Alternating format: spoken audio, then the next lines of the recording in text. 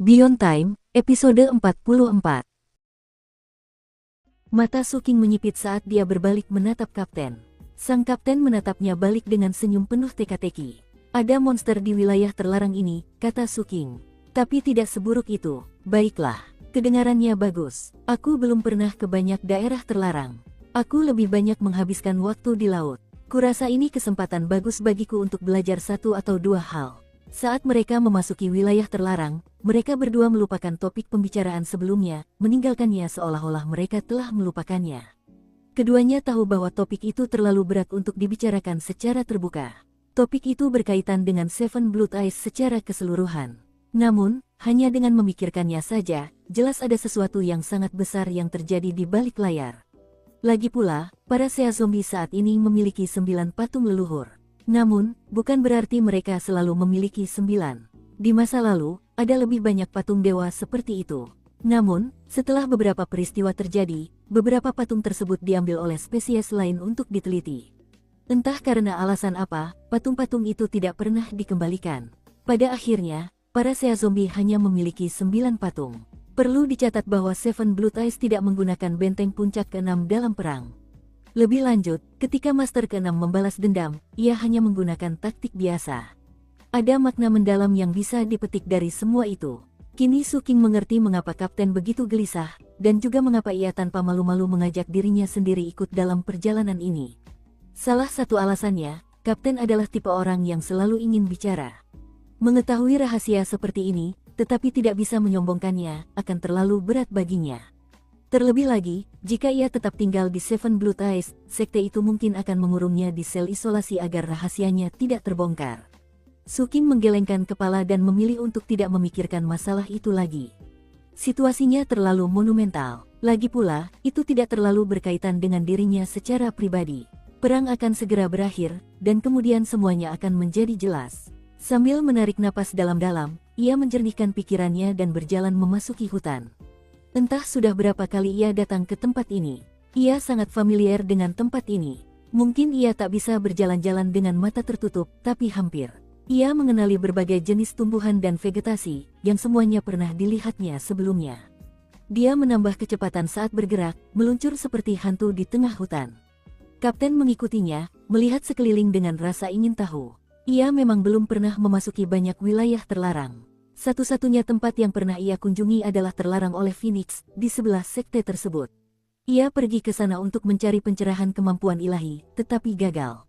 Melihat betapa cepatnya Suking bergerak, ia mempercepat langkahnya, memastikan untuk melangkah di tempat yang sama. Dengan mengamati dengan saksama, ia mulai mendapatkan gambaran tentang cara bergerak yang benar. Aku tidak menyangka dia tahu begitu banyak hal. Kapten terus mengawasi Suking, dan sepertinya tidak khawatir sama sekali tentang mutagen itu. Mutagen di laut jauh lebih kuat, dan teknik Seven Blood Eyes untuk mengeluarkan mutagen sangat efektif. Kecuali jika seorang murid terjebak di lokasi berbahaya dan terpaksa menggunakan mutagen mereka hingga batas maksimal, mereka biasanya tidak akan memikirkannya. Suking tidak memperhatikan Kapten. Ia tenggelam dalam ingatannya. Bayangan masa lalu terputar di benaknya saat ia semakin dekat dengan tujuannya. Tak lama kemudian, ia memperlambat langkahnya dan mendekati sebuah gundukan pemakaman terpencil di samping sebuah pohon besar. Banyak rumput liar tumbuh di area itu, tetapi nisannya masih berdiri tegak seperti sebelumnya. 2 tahun telah berlalu, hampir 3 tahun, tetapi tampaknya orang-orang masih mengingat apa yang telah dicapai Suking di sini, dan karenanya memperlakukan makam ini dengan hormat. Mungkin mereka tidak membersihkan rumput liar, tetapi setidaknya mereka tidak mengganggunya. Semua pemulung tahu bahwa mendapatkan pemakaman yang layak setelah kematian dianggap sebagai berkah. Tak seorang pun akan mengambil risiko menodai makam pemulung, apalagi jika tidak ada keuntungan yang bisa diperoleh darinya. Suking memandangi nisan itu, lalu duduk di depannya, tepat di samping pohon.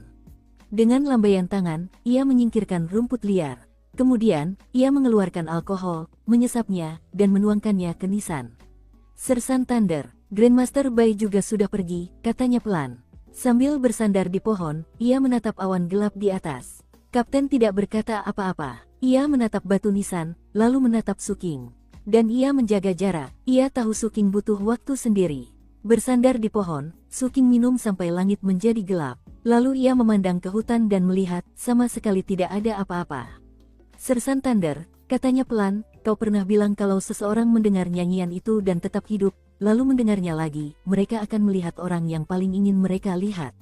Tapi ada banyak orang yang ingin kulihat. Kalau aku mendengar nyanyian itu lagi, aku penasaran apakah aku bisa melihat semuanya. Ia meneguk minuman lagi. Segalanya hening di sekitarnya, dan seiring langit mulai gelap, hutan pun menjadi gelap gulita. Su Qing duduk diam di sana. Setelah 1 jam berlalu, ia mendesah. Setelah bersujud, ia berdiri dan menuangkan alkohol dari botol ke makam. Aku masih belum menemukan bunga umur itu. Setelah menatap makam itu sekali lagi, ia berbalik dan berjalan pergi. Selangkah demi selangkah, ia menghilang ke dalam kegelapan. Tak lama kemudian, ia mendengar suara langkah kaki di belakangnya. Itu Kapten. Jika suatu hari nanti kita punya kesempatan, Su Qing, katanya, suaranya lembut dan serak, aku ingin mengajakmu ke rumahku. Sudah lama sejak terakhir kali aku memberi penghormatan. Su Qing mengangguk. Saat mereka bergerak menembus hutan gelap, tak satu pun makhluk mutan muncul. Para makhluk mutan itu secara naluriah menyadari bahwa 2 orang yang muncul di hutan malam itu berbeda dengan para pemulung. Larut malam, Su Qing melangkah ke sebuah ngarai. Darah yang tertumpah di sini bertahun-tahun lalu telah lama menghilang di balik semak belukar. Ada banyak semanggi berdaun 7, jelas, tidak ada pemulung lain yang menemukan tempat ini dan memanennya. Ia memandangi reruntuhan laboratoriumnya, dan mengingat kembali semua waktu yang telah ia lalui untuk meramu racun di sini. Bayangannya tampak gemetar karena emosi, dan Patriark Prajurit Vajra Emas tidak banyak bicara selama perjalanan. Lagi pula, wilayah terlarang itu pernah menjadi rumah bagi bayangan, dan wilayah yang lebih luas di sekitarnya pernah dikuasai oleh Sang Patriark. Su Qing melintasi lembah dan akhirnya melihat kompleks kuil di kejauhan. Malam sudah larut, tetapi sesekali sambaran petir memberikan sedikit penerangan. Dari apa yang dilihat Su Qing, kompleks kuil itu tampak tidak berubah sama sekali. Kemungkinan besar, bahkan jika rentang waktu yang jauh lebih lama berlalu, dan generasi-generasi pemulung datang dan pergi di basecamp terdekat, kompleks kuil ini akan tetap ada di sini, tak berubah. Tiba-tiba, Kapten berseru kaget. Apa? Ternyata ada kuil Taois mahal luas di sini. Kuil Taois keluasan tertinggi. Tanya Su Qing sambil menoleh ke arah Kapten. Aku ingat sekarang, beberapa waktu lalu, aku melihatmu menggunakan kemampuan ilahi yang menyerupai pedang surgawi. Aku ingat itu tampak familiar. Nah, sekarang masuk akal. Dasar berandal kecil, kau benar-benar mendapatkan pencerahan pedang tunggal mahal luas, kan? Mata Kapten terbelalak lebar saat berbicara, hingga ia tampak tercengang. Tidak mungkin, tapi semakin kuingat jurus pedangmu itu, semakin masuk akal. Apa aku benar? Ya ampun, itu pedang tunggal mahal luas. Tahukah kau apa itu pedang tunggal mahal luas? Ini luar biasa. Su Qing menatap Kapten dengan saksama. Ia tahu betul bahwa Kapten suka sengaja membingungkan, dan ia juga tahu bahwa jika ia bertanya, sangat mungkin ia akan berutang batu roh Kapten. Strategi terbaik untuk menghadapi orang-orang seperti ini adalah dengan tidak bertanya sama sekali. Jika Anda membiarkan mereka merenung cukup lama, maka begitu Anda menanyakan detailnya, mereka tidak akan menyembunyikan apapun. Karena itu, ia menoleh kembali ke kompleks kuil dan mulai berjalan. Sang Kapten mengerjap beberapa kali, lalu mengikutinya. Sambil mendesah, ia mulai bergumam sesekali. Menakjubkan, wah, benar-benar luar biasa. Ia terus berjalan seperti itu hingga Su Qing tiba di kompleks kuil, dan akhirnya menemukan kuil yang sama tempat ia memperoleh pencerahan jurus pedang. Setelah masuk, ia memandangi patung itu sejenak, lalu duduk bersila di depannya. Selain untuk memberi penghormatan kepada Sersan Thunder, alasan lainnya untuk kembali adalah untuk mencari pencerahan lebih lanjut tentang jurus pedang surgawi.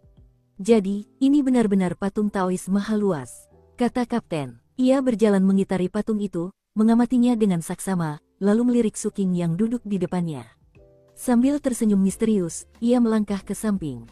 Dan waktu pun berlalu. Tak lama kemudian, hari berikutnya pun tiba. Su Qing merasa sedikit kecewa. Mungkin butuh waktu lebih lama untuk memahami jurus pedang lebih dalam. Mungkin berbulan-bulan atau bahkan puluhan tahun. Saat matahari pagi semakin terang, ia pun berdiri. Sementara itu, Kapten menyeringai lebar. Tidak berhasil, kan? Yah, itu sudah diduga. Akan aneh kalau berhasil. Su Qing terkejut. Apa maksudmu? Tidak tahan lagi. Hanya ingin bertanya. Tidak tahan lagi. Sang Kapten tampak sangat puas dengan dirinya sendiri. Su Qing hanya menatapnya, tidak mengatakan apapun lagi. Sang Kapten berkedip beberapa kali dan menahan lidahnya. Setelah beberapa saat, Su Qing menghela napas. Kenapa, kakak? Bisakah kau menjelaskannya? Sang kapten tertawa terbahak-bahak, lalu berdeham. Baiklah, aku akan menjelaskannya. Tapi, jangan lupa kau berutang 50.000 batu roh kepadaku. Kuil Tao Keluasan Agung berasal dari zaman Keluasan Agung, di Kekaisaran Tao Keluasan Agung. Tidak banyak yang tersisa dari Kekaisaran Tao itu, hanya beberapa kuil acak di berbagai wilayah terlarang. Semua rupa dewa di kuil-kuil itu tampak sama, dan beberapa tahun yang lalu, orang-orang menyadari bahwa kuil-kuil itu mengandung warisan yang sangat mengejutkan. Itu adalah teknik kelas kekaisaran yang dapat dipelajari oleh spesies apapun. Namun, sangat sulit untuk mencapai pencerahannya. Semuanya bergantung pada takdir. Teknik pedang di setiap kuil berbeda, dan tidak ada yang benar-benar tahu berapa banyak teknik yang bisa dikuasai seseorang. Seperti yang telah Anda buktikan, seseorang bisa mencapai pencerahan hanya dengan satu teknik. Saya pernah mendengar beberapa orang mendapatkan 2 atau 3, dan konon ada juga yang mendapatkan 6 atau 7. Bagaimanapun, tak diragukan lagi itu teknik yang hebat. Jika kau bisa mendapatkan pencerahan dari 3 jurus pedang, maka itu dianggap kelas semi-imperial. Jika kau mendapatkan 6 atau 7, itu kelas imperial sejati. Tentu saja, ini bukan satu-satunya kuil Tao Supreme Fastness. Ada beberapa kuil lainnya. Salah satunya terletak di sebelah Seven Blood Eyes di Forbidden by the Phoenix. Ada beberapa reruntuhan di sana dengan sebuah kuil di tengahnya. Aku bahkan pernah ke sana sekali dengan harapan mendapatkan pencerahan, tetapi tidak berhasil. Setelah kita kembali ke sekte, kau harus pergi melihatnya. Pada titik ini, ekspresi aneh muncul di wajah kapten, dan ia melanjutkan, satu hal lagi. Begitu seseorang mencapai pencerahan di kuil Tao Maha Luas, resonansi Tao di patung itu menghilang dan tidak kembali selama setengah siklus 60 tahun. Baru setelah itu seseorang dapat kembali mencari pencerahan. Mustahil kau mencapai pencerahan tadi malam. Bukannya aku tidak memberitahumu, kau tidak bertanya. Malahan, aku penasaran dengan apa yang terjadi tadi malam. Pembuluh darah di dahi Suking tiba-tiba mulai berdenyut. Sang kapten berdeham, yah, bukan berarti itu sepenuhnya mustahil. Jika kau berada di dekat patung itu dan membunuh seseorang yang memperoleh pencerahan darinya, maka resonansi Dao akan muncul kembali, dan kau bisa segera mencari pencerahan. Saat kapten menjelaskan hal-hal ini, mata Suking menyipit. Setelah sekian lama, akhirnya ia mendapatkan sedikit penjelasan tentang kompleks kuil dan patung itu. Mengingat kembali saat pertama kali ia melihat pedang itu bergerak, ia merasa lebih memahaminya sekarang. Sementara itu, sang kapten mendesah dalam hati. Ia tahu bahwa keberuntungan seperti ini tidak bisa diraih hanya dengan menggigit patung itu.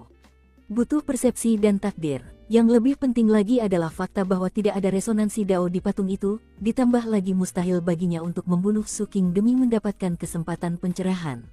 Dan bahkan jika ia mempertimbangkan hal seperti itu, mengingat betapa liciknya Suking, tidak ada jaminan kapten bisa mengalahkannya dalam pertarungan. Pada akhirnya, sang kapten masih tertarik pada pedang tunggal keagungan tertinggi, tetapi tidak punya cara untuk mendapatkannya. Saat fajar semakin terang, Suking memilih untuk tidak masuk lebih dalam ke wilayah terlarang. Berdasarkan tingkat kultivasinya saat ini, ia dapat merasakan bahwa di bagian terdalam, terdapat konsentrasi kehendak ilahi yang jahat. Setelah menatap ke arah itu sejenak, dia memutuskan bahwa hal terbaik adalah pergi saja. Kapten juga bisa merasakan kehendak ilahi itu, dan setelah melihat ke arah itu beberapa saat, ia mulai memancarkan aura dingin sambil berkata, biasanya, dimanapun kau menemukan kuil Tao Maha Luas, pasti ada beberapa roh jahat yang tersegel di dekatnya. Suking, rumahmu berada di sebelah wilayah terlarang yang sangat rumit. Tanpa berkata apa-apa, Suking melangkah ke udara. Ia tidak berencana pergi dengan berjalan kaki, melainkan terbang dengan kecepatan tinggi. Sang kapten tertawa terbahak-bahak dan terbang mengikutinya. Ketika sudah agak jauh, ia melihat dari balik bahunya ke kompleks kuil dan bagian-bagian terdalam dari wilayah terlarang. Di sana, awan-awan yang berarak di langit hampir menyerupai rambut hitam panjang seorang perempuan. Ada aura dendam yang kuat di bagian wilayah terlarang itu, membubung dan membuat rambut panjang itu semakin tebal.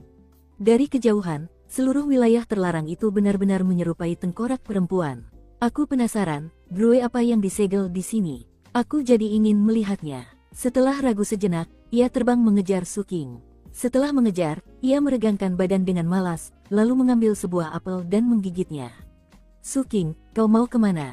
Kembali ke sekte. Saya akan pergi ke pasar gelap untuk menjual beberapa barang.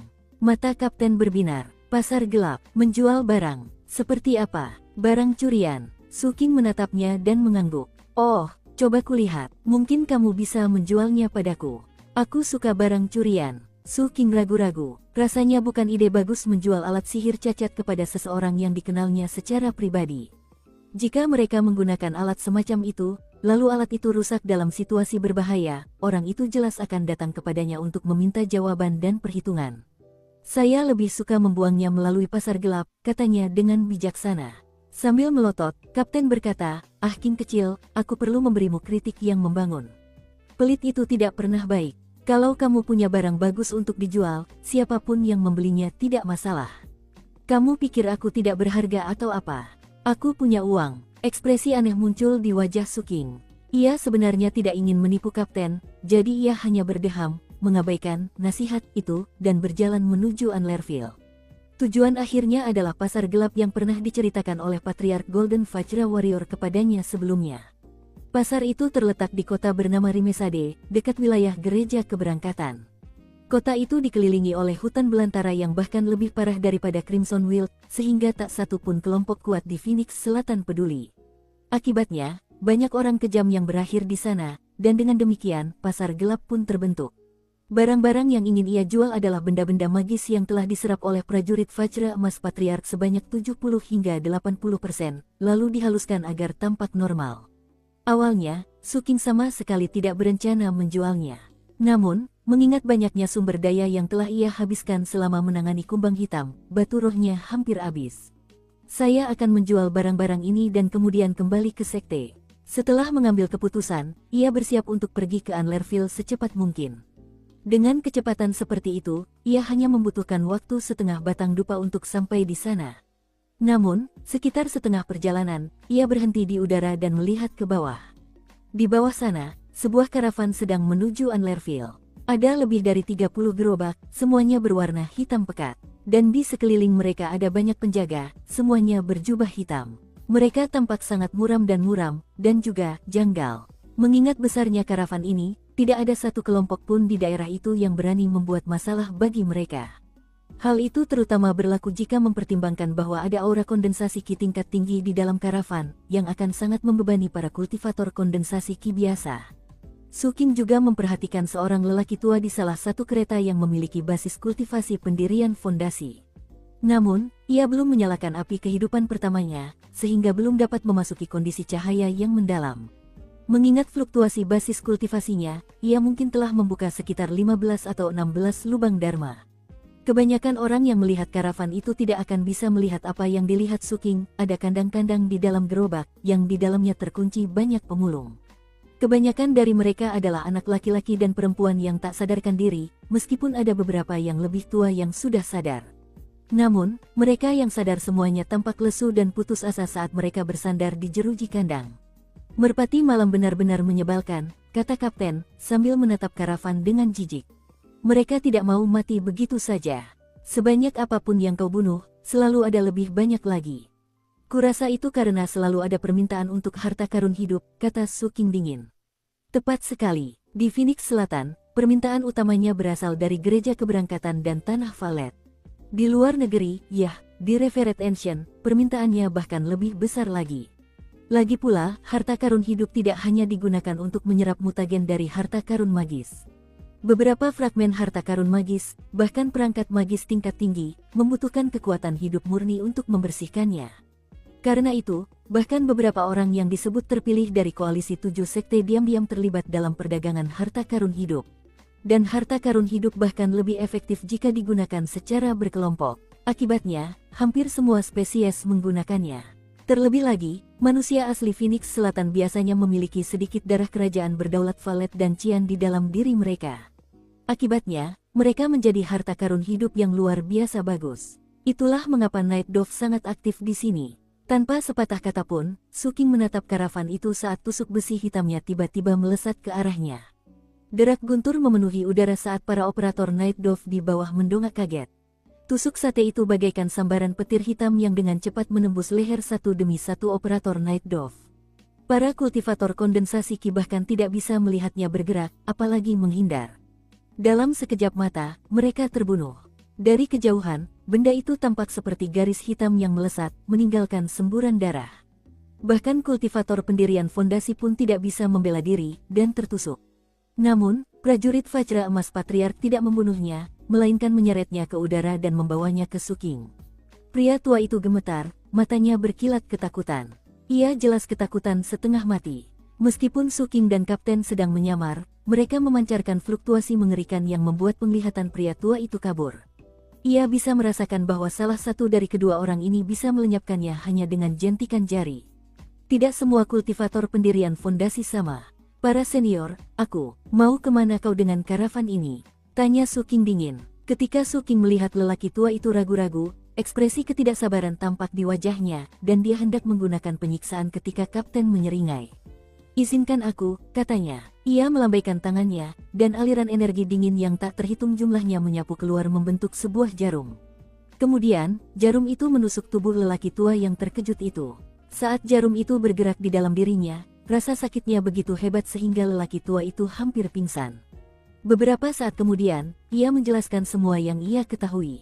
Mereka bukan satu-satunya anggota Night Dove yang bergerak. Anggota di seluruh Phoenix Selatan telah menerima perintah untuk diam-diam membawa semua persediaan mereka ke Seven Blood Eyes. Rupanya, tak lama lagi pelanggan dari jauh akan berdatangan ke sana, dengan kantong yang sangat tebal. Dengan kata lain, ada karavan seperti ini di seluruh Phoenix Selatan, semuanya mencari cara untuk masuk ke wilayah Seven Blood Eyes. Mendengar semua itu, mata Suking berkilat dingin. Ia benar-benar membenci Night Dove. Sementara itu, mata sang kapten menyipit saat ia melambaikan tangannya, menyebabkan lelaki tua itu meledak menjadi bongkahan es. Sepertinya divisi kejahatan kekerasan punya banyak pekerjaan, kata kapten. Saya sangat penasaran siapa saja pelanggan ini. Dan apa arti, jauh? Mereka orang luar. Suking tidak menjawab, tetapi tatapan tajam di matanya semakin dalam. Setelah itu, ia melambaikan tangannya, menyebabkan semua kurungan terbuka. Para tahanan di dalamnya kini bebas. Suking tidak terlalu memperhatikan mereka. Mereka adalah orang asing yang bertemu secara kebetulan, seperti rerumputan dakwit yang hanyut dan harus mengurus hidup mereka sendiri. Ia menyerang karavan itu karena kebenciannya terhadap Night Dove, tidak lebih. Setelah itu, Suking dan Kapten melanjutkan perjalanan ke Anlerville, di mana mereka menggunakan portal teleportasi menuju Rimesade. Rimesade, yang terletak di tengah hutan belantara tepat di perbatasan wilayah gereja keberangkatan, kecil namun ramai. Kota itu tidak tertib, dan tempat itu penuh dengan penjahat dan penjahat. Ada cukup banyak kultivator pendirian yayasan yang hadir, dan bahkan beberapa ahli inti emas. Kebanyakan dari mereka datang ke sini untuk berdagang barang-barang yang biasanya tidak ingin mereka beli. Biasanya, hanya orang-orang yang sangat percaya diri yang akan datang ke sini untuk berbisnis. Meskipun demikian, terlepas dari kekacauan umum di kota, tempat ini bukanlah tempat pembantaian yang tak terkendali. Tempat ini adalah tempat di mana keuntungan merajalela dan transaksi-transaksi dilakukan. Karena kemakmuran yang bisa didapat di Rimesade, tempat ini cukup terkenal di seluruh Phoenix Selatan, dan para petani dari hampir semua golongan dapat ditemukan di sana. Aturan utama yang mengaturnya ialah, yang lemah menjadi mangsa yang kuat. Oleh karena itu, ketika Suking dan Kapten melangkah keluar dari portal teleportasi, mereka disambut oleh mata-mata mencurigakan yang mengawasi setiap orang yang datang dan pergi. Beberapa di antaranya adalah anak-anak asli Rimesade, yang selalu waspada terhadap pendatang baru yang membutuhkan jasa pemandu. Bahkan di Phoenix Selatan, pasar gelap adalah tempat naga dan ular berbaur. Dengan kata lain, mereka adalah campuran orang baik dan bajingan.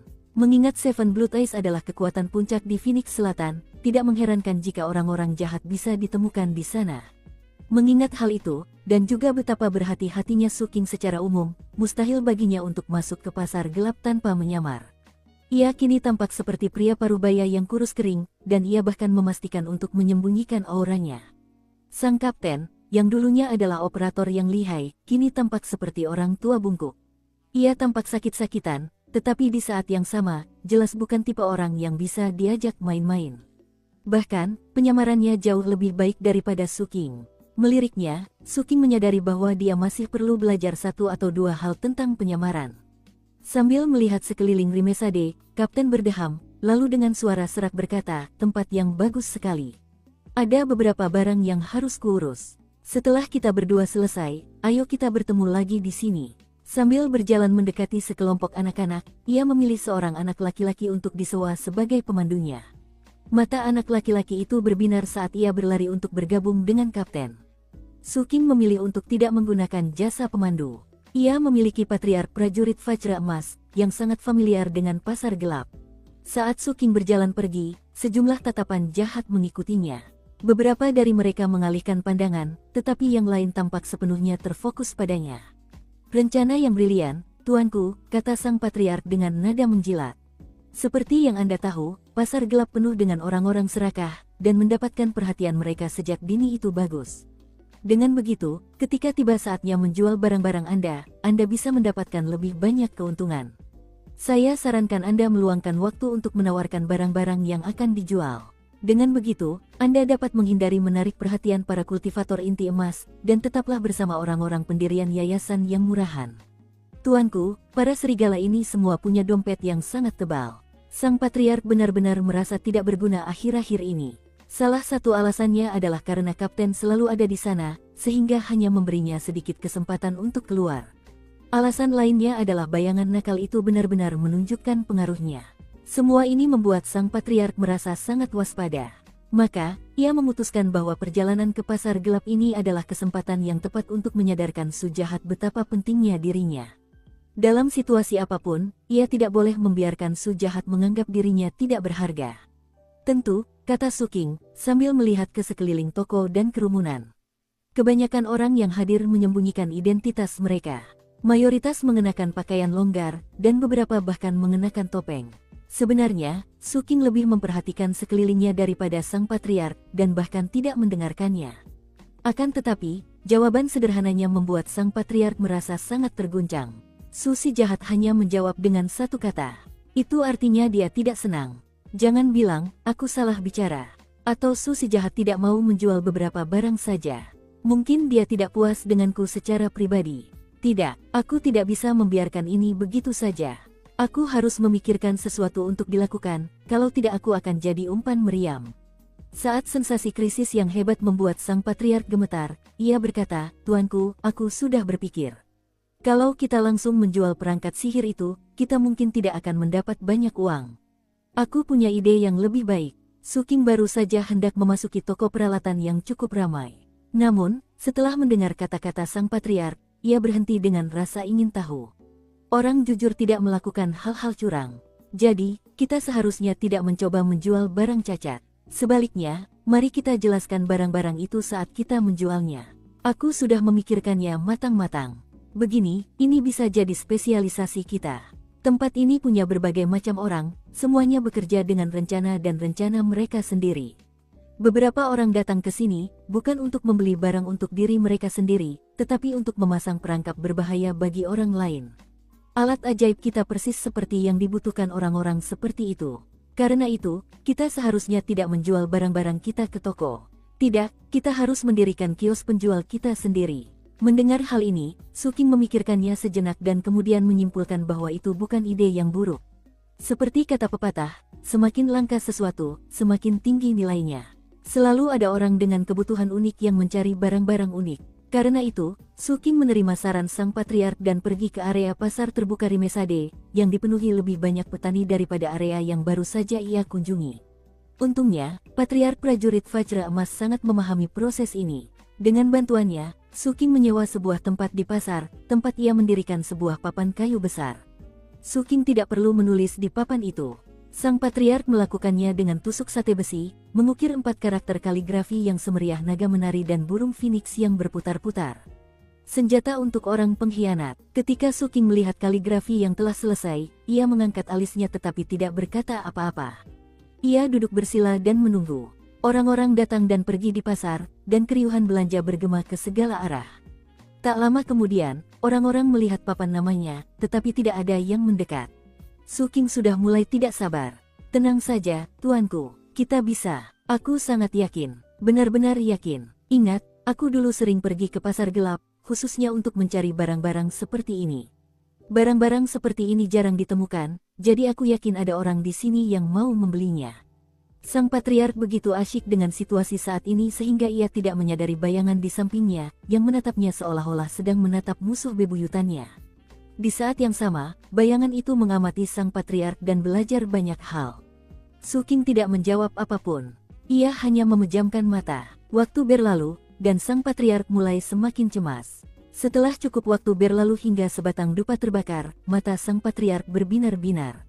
Suking menyadari hal yang sama dengan yang dirasakan sang patriark, lalu membuka matanya. Seorang kultivator jangkung berdiri di atasnya, terbungkus jubah hitam bertudung yang membuatnya mustahil untuk melihat sedikit pun raut wajah di dalamnya. Kultivator itu melirik tanda itu, lalu berbicara dengan suara serak. Seberapa berbahaya? Suking tidak berkata apa-apa. Ia hanya melemparkan selembar batu giok kepada kultivator itu dan mengeluarkan sebuah alat ajaib berbentuk kipas, lalu meletakkannya di tanah di depannya. Sang kultivator berjubah hitam mengambil slip giok dan memeriksa isinya. Sang patriark telah menciptakan isi dari slip giok tersebut. Slip tersebut menjelaskan cara kerja kipas tersebut, terutama bagaimana kipas itu pada dasarnya adalah cangkang kosong yang tampak normal, dan bahkan berfungsi normal, tetapi akan meledak pada saat kritis penggunaan. Deskripsinya sangat jelas dan hidup. Slip giok tersebut membuatnya tampak seolah-olah perangkat tersebut memang diciptakan khusus untuk tujuan ini, dan merupakan barang yang sempurna untuk orang yang berbahaya. Harganya bagus, tidak terlalu mahal. Alat kecil yang menarik. Kultivator berjubah hitam itu berpikir sejenak, lalu mengeluarkan sebuah catatan spiritual dan menyerahkannya kepada Suking. Suking menerimanya, lalu menjentikkan lengan bajunya, melemparkan kipas itu ke arah kultivator berjubah hitam. Ketika kultivator itu mengulurkan tangan untuk mengambilnya, sekilas ia melihat tangannya, menunjukkan bahwa ia seorang wanita muda. Setelah memeriksa kipas itu, ia tampak senang, lalu menghilang di antara kerumunan. Suking gembira dengan transaksi itu, dan di sampingnya, sang patriark menghela napas lega. Jangan khawatir, tuanku, saya ahli dalam menghadapi orang-orang seperti ini. Alat sihir khusus kami mungkin tampak tidak berguna bagi sebagian orang, tetapi bagi yang lain, alat itu sempurna untuk pengkhianatan. Alat itu tidak umum, sehingga sulit untuk dilawan. Jika Anda bisa menemukan cara untuk memberikan salah satu benda ini ke tangan musuh, Anda bisa membunuh mereka sebelum mereka menyadari apa yang terjadi. Tidak buruk, kata Suking memberi semangat. Perkataannya menggetarkan hati sang patriark. Susi jahat benar-benar meningkatkan kemampuannya menjadi 2 kata kali ini. Dia benar-benar berpikir aku membantu. Penilaian sang patriark sebelumnya sepenuhnya benar. Tidak semua orang yang datang ke pasar gelap ini datang untuk membeli barang-barang untuk digunakan sendiri. Setiap orang memiliki keadaan uniknya masing-masing, dan bagi banyak orang, barang-barang yang dapat digunakan secara curang tidaklah umum. Tak lama kemudian, Suking mendapatkan pelanggan kedua, seorang non-manusia. Setelah memeriksa slip giok yang diberikan Suking, ia tanpa ragu membeli 3 barang. Dan begitulah, hari itu berlalu. Menjelang malam, Suking telah menjual ke-8 barang dagangannya. Setelah melunasi tagihan kios pedagang, ia mulai berjalan menyusuri pasar dengan niat untuk menemukan kapten dan kembali ke sekte. Seiring kota semakin gelap, semakin banyak petani berdatangan ke pasar. Sambil berjalan, Suking mengamati beberapa barang yang dijual di berbagai kios. Tiba-tiba, ia menyadari sesuatu dan berhenti. Tidak ada barang yang dipajang, hanya tanda kayu dengan 2 karakter di atasnya.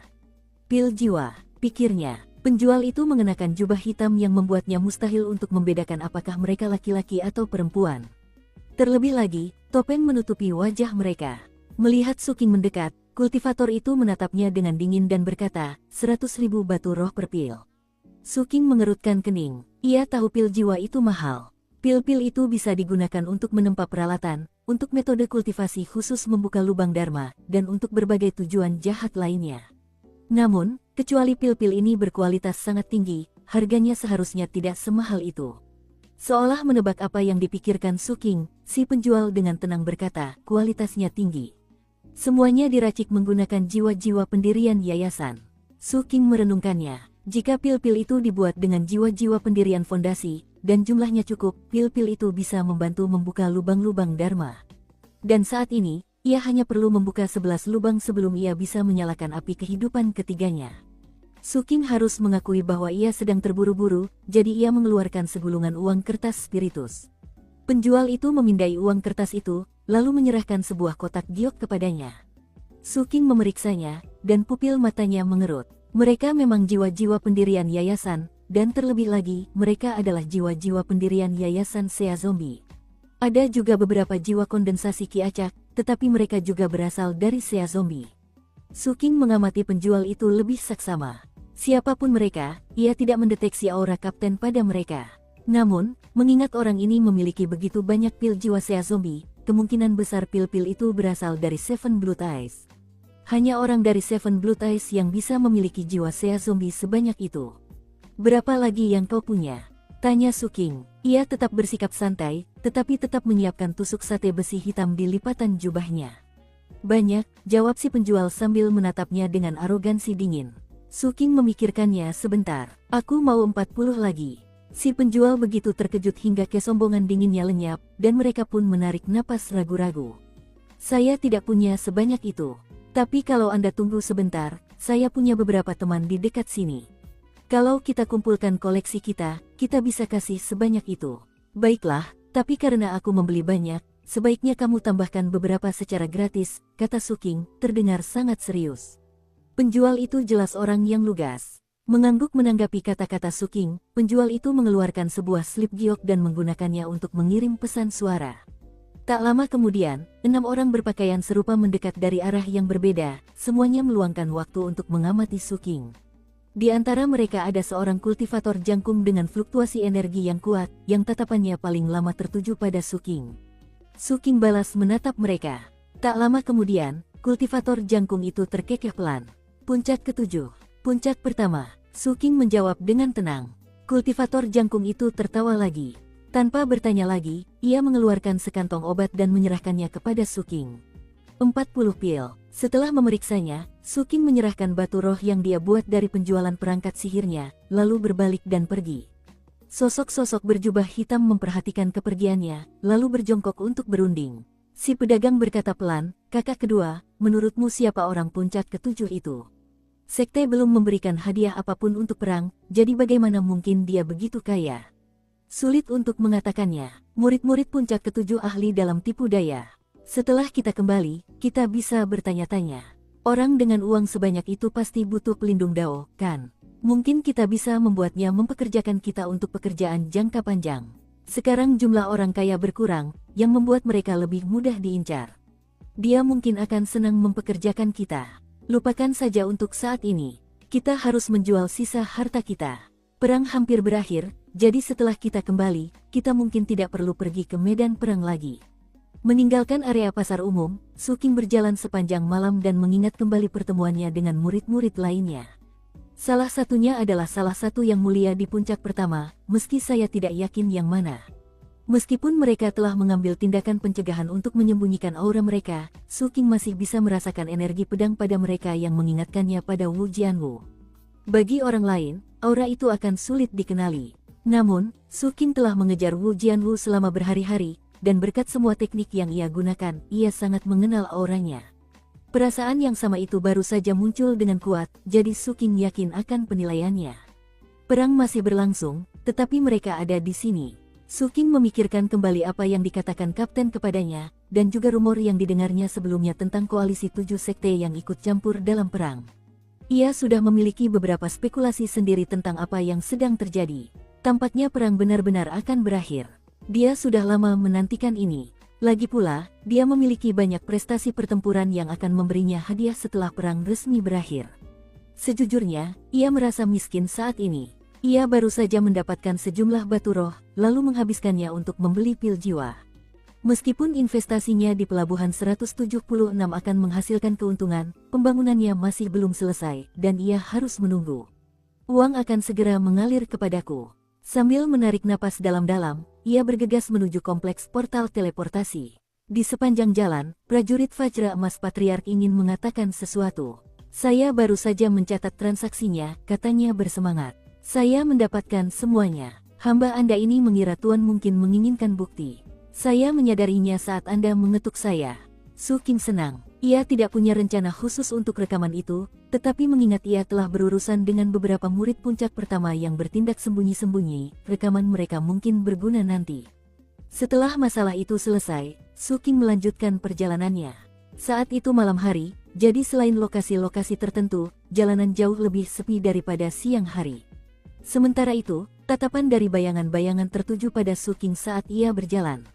Ia mengabaikannya, dan selama perjalanannya menuju kompleks portal teleportasi, tidak ada yang mengganggunya. Suking sebenarnya agak kecewa dengan hal itu. Orang-orang di sini bukan orang bodoh. Kalau mereka tidak benar-benar percaya diri, mereka tidak akan melakukan apapun. Setibanya di portal teleportasi, Suking menggelengkan kepalanya karena tidak melihat kapten. Ia mengeluarkan slip giok dan mengirim pesan suara menanyakan keberadaan kapten. Jangan tunggu aku, King kecil. Kau takkan pernah menduga siapa yang kutemui. Hahaha. Beberapa bangsawan dari puncak pertama. Mereka diam-diam menyimpan beberapa barang dari perang. Aku akan merekam beberapa foto mereka dan mengirimkannya ke paman besar sekte dan melihat apa yang bisa kulakukan untuk memerasnya. Suking menggelengkan kepalanya. Sejauh yang ia lihat, kapten dan prajurit Vajra Emas Patriark sama-sama licik. Suking sendiri tidak akan pernah bertindak seperti itu. Ia tidak akan pernah mengotori dirinya dengan cara seperti itu, dan karenanya, selalu memiliki hati nurani yang bersih. Memasuki portal teleportasi, dia menghilang ke dalam cahaya yang bersinar. Malam telah tiba di Seven Blood Eyes, dan seperti biasa, bulan bersinar di langit dan angin dingin bertiup. Ibu kota tampak tenang dan damai di malam hari, tetapi sebenarnya ada banyak orang di sekitar.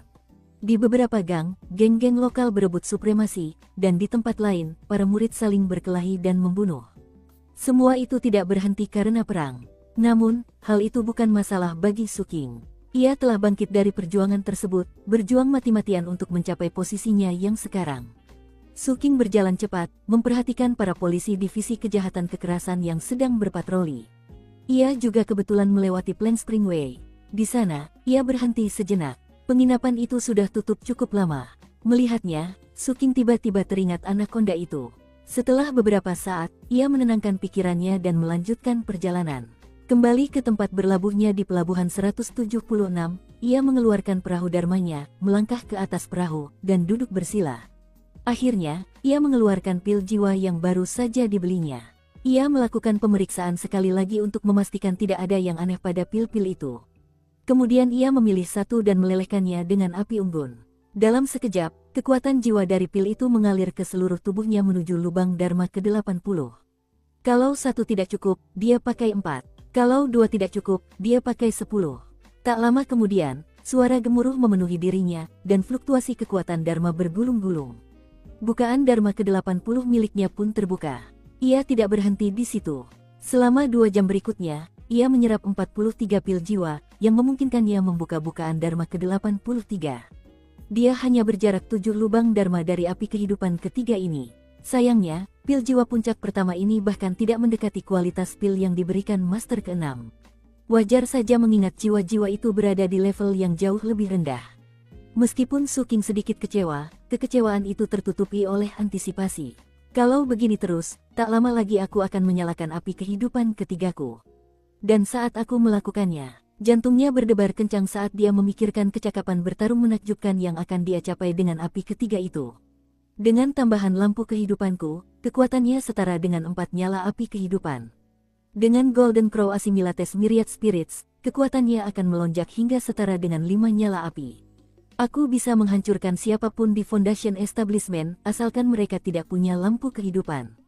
Suking menyipitkan matanya saat melihat 2 kotak harapan di dalam tas penyimpanannya. Setelah memeriksanya, ia melanjutkan mengirimkan kekuatan dharma ke dalamnya. Aku akan segera bisa membukanya, gumamnya. Suasana hatinya kini jauh lebih baik daripada sebelumnya. Namun, itu hanya bertahan sampai ia mulai memikirkan karavan merpati malam yang ditemuinya. Kemudian, niat membunuh berkelebat di matanya. Namun, ia hanyalah direktur divisi kejahatan kekerasan di puncak ke-7. Terlebih lagi, saat bekerja dengan kumbang hitamnya, ia sempat berselisih dengan beberapa divisi kejahatan kekerasan lainnya. Oleh karena itu, membuat mereka mau bekerja sama dengannya bukanlah hal yang mudah. Setelah mempertimbangkan situasinya, ia mengeluarkan medali identitasnya dan mengirim pesan kepada Master ke-6. Setelah menjelaskan apa yang telah dipelajarinya dari karavan merpati malam, ia menunggu balasan. Tidak butuh waktu lama, Suking, aku memberimu wewenang penuh untuk menghadapi Night Dove. Kau boleh mengambil alih komando pasukan dari semua divisi kejahatan kekerasan di semua puncak gunung. Singkirkan Night Dove. Jika kau mengalami masalah, segera hubungi aku. Master ke-6 menjadi sangat menyukai Suking, dan memperlakukan permintaannya seolah-olah permintaan itu berasal dari anaknya sendiri. Terima kasih banyak, Tuan ke-6, jawab Suking dengan sungguh-sungguh. Ia merasakan persetujuan dalam pesan Tuan ke-6, dan sangat berterima kasih. Selama hari-hari berikutnya, Suking terus berkomunikasi dengan divisi kejahatan kekerasan dari puncak gunung lainnya. Ia mengirimkan dokumen kepada mereka, dan meminta bantuan dari petugas mereka untuk memeriksa semua perahu di distrik pelabuhan Puncak ke-7. Mereka juga mengawasi dengan ketat setiap orang yang berteleportasi masuk. Night Dove dan Divisi Kejahatan Kekerasan sudah memiliki sejarah permusuhan, sehingga divisi lain tidak punya alasan untuk tidak bekerja sama. Lagi pula, Night Dove kaya, yang menciptakan insentif tambahan. Maka, para polisi dari berbagai divisi kejahatan kekerasan pun dikerahkan. Di tengah hiruk-pikuk aktivitas awal, cukup banyak anggota Night Dove yang ditemukan dan ditangkap. Night Dove pun terpaksa bekerja lebih keras untuk tetap bersembunyi, sementara di saat yang sama, penjara-penjara divisi kejahatan kekerasan kembali dipenuhi narapidana. Sementara itu, berita besar tersebar dengan cepat, tidak hanya di sekte tersebut, tetapi di seluruh laut terlarang. Perang antara Seven Blood Eyes dan Sea Zombies telah berakhir. Alasan berakhirnya perang adalah karena koalisi 7 sekte turun tangan untuk mencegah Seven Blood Eyes mengambil alih tanah leluhur Sea Zombie. Meskipun rumor tentang hal itu telah menyebar cukup lama, hal itu tetap membuat semua orang di Seven Blood Eyes marah. Mengingat bagaimana perang itu berlangsung, seharusnya tidak butuh lebih dari setengah tahun untuk mengalahkan Sea Zombie sepenuhnya. Namun, tepat di saat kritis itu, koalisi 7 sekte mengakhiri segalanya. Meskipun Sir Blood Smelter tampak geram dengan kesewenang-wenangan mereka, ia tak punya pilihan selain mengikuti perintah. Lagi pula, Seven Blood Eyes masih resmi dianggap sebagai cabang-cabang koalisi 7 sekte, dan harus mengikuti perintah. Sir Blood Smelter tak punya alasan untuk menolak. Namun, Seven Blood Eyes tidak mau menyerah pada keuntungan yang seharusnya mereka dapatkan. Bahkan ketika Su King sedang mempertimbangkan rumor tersebut, Sir Blood Smelter mengeluarkan 4 syarat kepada para Sea Zombie untuk mengakhiri perang. Pertama, Seven Blood Eyes akan memiliki semua wilayah yang telah direbutnya. Kedua, Sea Zombie diharuskan membayar ganti rugi perang sejumlah 100 miliar batu roh. Ketiga, para Sea Zombie harus menyerahkan 8 patung leluhur zombie mereka. Satu-satunya yang tidak diinginkan Seven Blood Eyes adalah yang tanpa hidung. Keempat, semua Sea Zombie tingkat inti emas atau lebih tinggi dilarang meninggalkan tanah leluhur mereka selama 100 tahun. Selain itu, semua anggota eselon Sea Zombie akan dikirim ke Seven Blood Eyes sebagai sandera.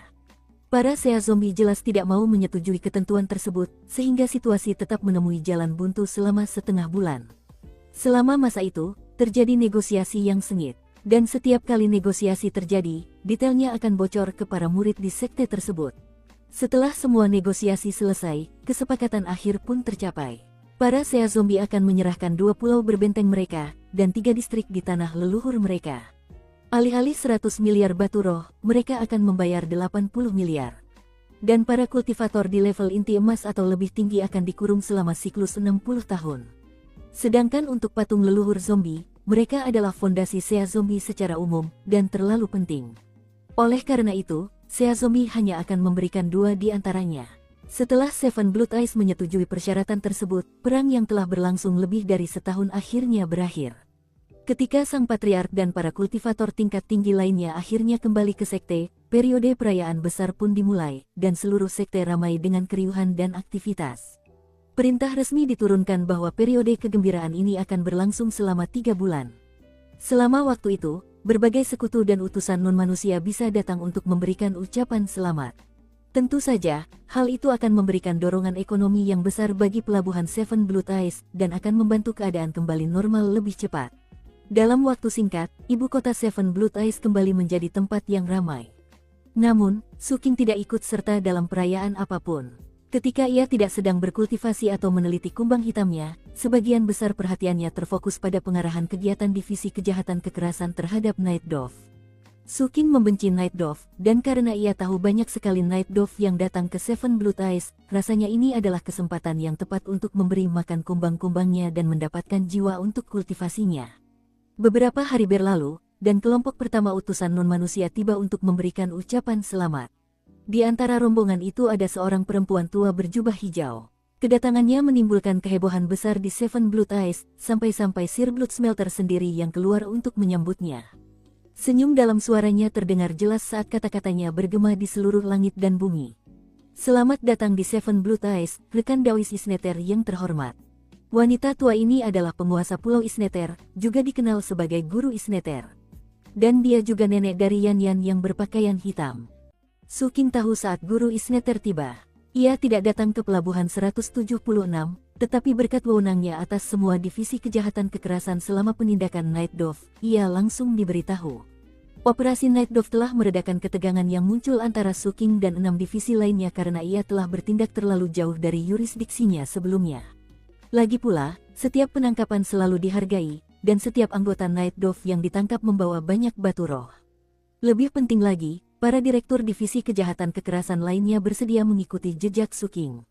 Jika tidak, maka tidak peduli seberapa hebat kemampuan tempur atau gengsi Suking, jika mereka tidak ingin memberinya muka, ada banyak cara untuk melakukannya.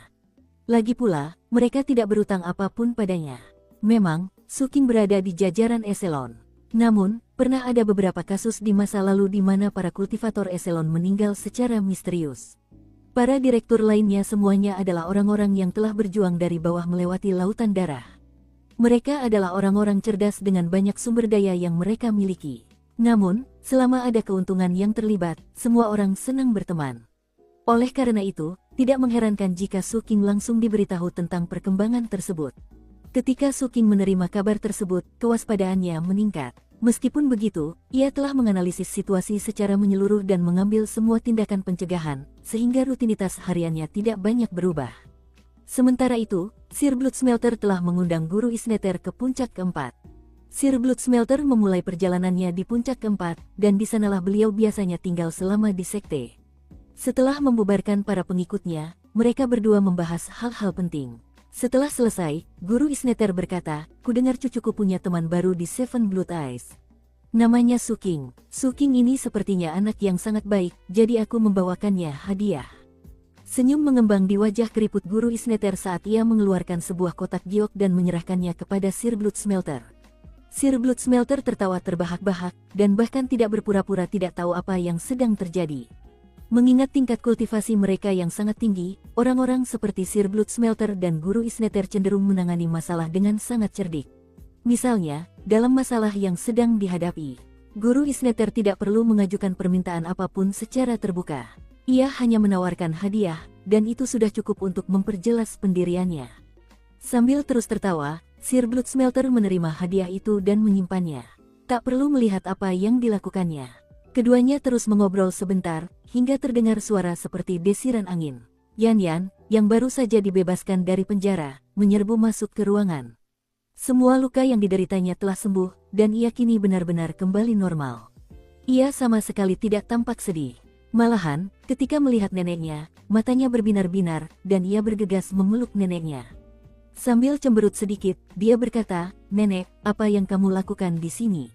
Catatan, Yan menggunakan kata untuk nenek dari pihak ayah di sini.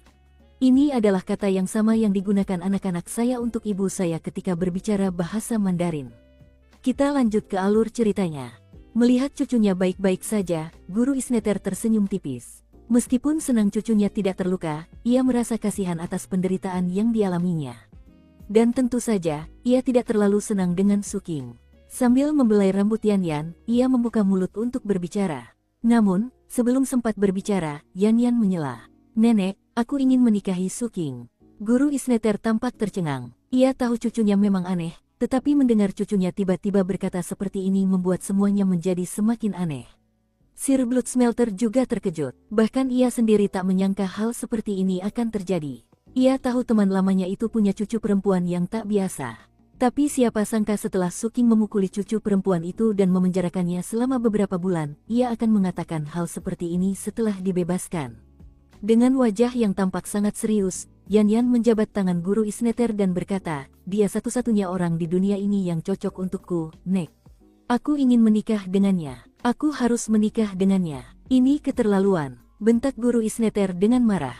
"Jangan bertingkah memalukan di depan orang tuamu." Yan tampak terkulai. Meskipun Guru Isneter berkata dengan nada kasar, ia sebenarnya merasa takjub. Ia menoleh ke arah Sir Bloodsmelter dan berkata, "Rekan Dawis Bloodsmelter, jika Anda punya waktu, maukah Anda mengatur pertemuan antara saya dan anak ini, Suking?" Catatan, Madame Deadblade dan saya berdiskusi panjang lebar dan sengit tentang bagian cerita ini. Pertama-tama, izinkan saya menjelaskan perspektif saya. Saya pikir adegan ini sangat menyiratkan bahwa Guru Isneter membuat keputusan mendadak atau mungkin keputusan yang direncanakan berdasarkan laporan intelijen untuk mencoba menjodohkan Suking dan Yan Yan. Bukti pertama adalah hadiah. Saling tukar hadiah saat menjodohkan adalah hal yang umum di Tiongkok. Di zaman modern, salah satu pihak keluarga biasanya akan memberikan mobil, pihak lain akan memberikan rumah. Dan seringkali juga ada hadiah uang tunai, seringkali datang dari pihak keluarga mempelai wanita, tergantung pada keadaan dan adat istiadat setempat. Fakta bahwa Guru Isneter tidak senang dengan Suking bukan berarti ia tidak akan mempertimbangkan perjodohan. Bukti kedua adalah permintaannya untuk bertemu Suking. Dalam budaya tradisional Tiongkok, seorang pemuda yang resmi bertemu dengan orang tua seorang gadis atau kakek nenek jika orang tua tidak ada merupakan tanda informal bahwa mereka telah bertunangan. Pertemuan ini sangat penting, dan saya melihat banyak pria asing di Tiongkok yang bermasalah. Jika seorang gadis mengundang seorang pria ke kampung halamannya untuk bertemu orang tuanya, itu masalah yang sangat serius. Namun, kebanyakan pria asing tidak terlalu mempermasalahkannya. Oleh karena itu, mereka tidak ragu untuk bertemu orang tua, tanpa menyadari bahwa pada dasarnya mereka sedang terlibat dalam pikiran orang tua tersebut. Bagaimanapun, Madame Deadblood berpikir saya terlalu banyak membaca, bahwa hadiah itu hanya iseng, dan permintaan untuk bertemu Suking tidak sepenting yang saya kira. Jadi, silakan saja berpihak pada Madame Deadblood dalam hal ini, atau saya. Manapun yang lebih masuk akal bagi Anda. Kita lanjut ke alur ceritanya. Sir Bloodsmelter ragu sejenak, semua ini memang aneh. Namun, jika Guru Isneter benar-benar ingin menjodohkan mereka, itu bisa jadi hal yang sangat baik. Sambil tertawa terbahak-bahak, beliau mengangguk setuju. Namun, beliau tidak menjelaskan detailnya secara spesifik. Sulit untuk mengatakan dengan tepat bagaimana rumor mulai menyebar, tetapi dalam waktu kurang dari sehari, semua orang di sekte membicarakannya. Ding Sue menunjukkan reaksi paling besar, ia murka. Di sisi lain, Zhao Zongheng sangat gembira. Di puncak kedua, Gu Muking sedang berada di gua kediamannya, meramu beberapa pil. Setelah mendengar berita itu, ia akhirnya meledakkan beberapa tungku pil. Adapun Suking, ketika rumor itu sampai kepadanya, ia mengerutkan kening karena merasa hal itu tampak absurd. Baginya, asmara hanya menyita waktu untuk berkultivasi. Lagi pula, itu tidak menghasilkan keuntungan apapun. Ketika ia masih muda, salah satu gurunya pernah menjelaskan sedikit tentang bagaimana hubungan antara pria dan wanita. Namun Suking tidak pernah mengalaminya, dan tidak tahu bagaimana rasanya. Ia selalu hidup sendiri, entah di daerah kumuh atau di base camp pemulung. Benar-benar konyol, gumamnya. Selama beberapa hari berikutnya, dia menolak beberapa permintaan Yan Yan untuk bertemu. Saat ini, ia harus memikirkan kotak-kotak harapan, begitu pula operasi Night Dove. Waktu sangat berharga, dan ia sedang tidak ingin mengurusi hal-hal yang tidak penting. Seiring berjalannya waktu, semakin banyak utusan dan sekutu non-manusia yang datang ke pelabuhan Seven Blood Eyes. Sekte itu ramai dengan lebih banyak kegaduhan dan kegembiraan daripada sebelumnya. Kemudian, untuk pertama kalinya, para kultivator dari Revered Ancient tiba. Ada 3 orang, semuanya perempuan bergaun hijau dengan kerudung menutupi wajah mereka. Mereka menarik, dengan kabut tipis di sekeliling mereka yang jelas merupakan teknik fantastis yang tak tertandingi oleh para kultivator Seven Blood Eyes. Gaun panjang mereka bersulam gambar gunung abadi, dan awan yang melayang di antara puncaknya seolah mengandung resonansi Dao. Karena itu, para perempuan ini tampak berada di tingkat keberadaan yang lebih tinggi. Yang perlu diperhatikan adalah mereka tampaknya hanya memiliki sedikit mutagen. Bukan berarti sama sekali tidak ada. Namun, kadar mutagen mereka sangat rendah sehingga jika Anda tidak memeriksanya dengan saksama, Anda tidak akan menyadarinya. Semua itu menarik banyak perhatian dari para pengikut Seven Blood Eyes. Selama bertahun-tahun, tak seorang pun dari Revered Ancient datang ke Seven Blood Eyes. Bagi para murid di sini, daratan utama adalah tempat yang menakjubkan dan misterius. Dan banyak orang secara otomatis berasumsi bahwa para kultivator dari sana berada di level yang lebih tinggi. Dalam beberapa hal, itu memang benar. Baik itu kekuatan roh, teknik, persepsi dunia, maupun ajaran dan doktrin inti mereka, orang-orang dari daratan Revered Ancient umumnya berada di level yang berbeda dibandingkan dengan mereka yang berasal dari Seven Blood Eyes dan dengan selisih yang lebar. Akibatnya, wajar saja jika para kultivator dari sana tampak lebih unggul. Terlebih lagi, ketiga kultivator wanita ini tidak hanya tampak begitu halus. Mereka juga memancarkan aroma harum yang membuat mereka tampak seperti dunia lain.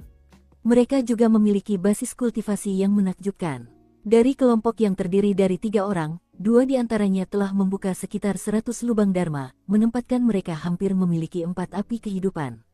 Yang lainnya adalah yang paling unggul di kelompok itu, dan telah membuka 120 lubang dharma yang mempesona.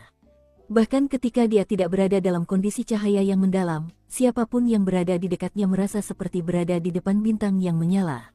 Ketiga wanita itu bagaikan bulan yang terang benderang, membuat benda-benda langit lainnya tampak redup jika dibandingkan. Hampir seketika, mereka menjadi bahan pembicaraan di Seven Blood Eyes. Su King mengetahui rincian tentang mereka berkat berkas yang dapat diaksesnya, meskipun ia tidak mendapat kesempatan untuk melihatnya secara langsung dan memperoleh informasi langsung. Yang dia tahu adalah bahwa ketiga wanita itu adalah murid terpilih dari sebuah organisasi di Revered Ancient yang disebut Supreme Arbiter Immortal Society. Sekitar waktu ini, sekte tersebut tiba-tiba mengirimkan informasi rinci kepada semua pengikut Foundation Establishment mengenai beberapa informasi rahasia sebelumnya tentang Revered Ancient. Biasanya, sekte tidak akan sembarangan mengungkapkan informasi ini, sehingga sebagian besar murid tidak tahu banyak tentang Revered Ancient. Namun, mengingat orang-orang dari sana kini mulai bermunculan di sekte, detailnya perlu diungkapkan.